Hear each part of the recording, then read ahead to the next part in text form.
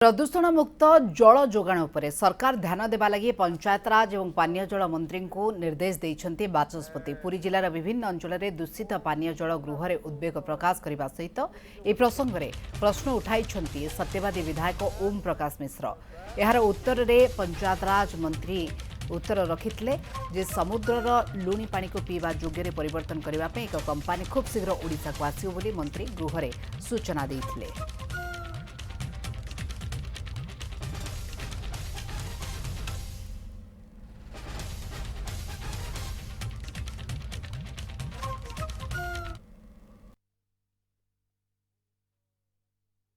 आमे एबे गुटे कंपनी आसुची भितरे से कंपनी फास्ट टाइम ट्रायल करिवो जे आमे लुणी पानी को कोन आमे करि परिबा ता ऊपर आमे चिंता करूछु। से सहित विभाग सहित आमे कथाबार्ता लागिथलु।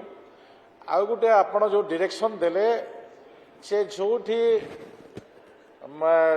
शहर खराब पानी जाउछि से खराब पानी को भी आमे स्वच्छ करिवार से गोटे सिस्टम अच्छी जो भी आम जो पानी आम व्यवहार करवा पीवा घर उपयोगी व्यवहार करवा सेमिति जगार आम से फिल्टर करने से प्रकार व्यवस्था करवा।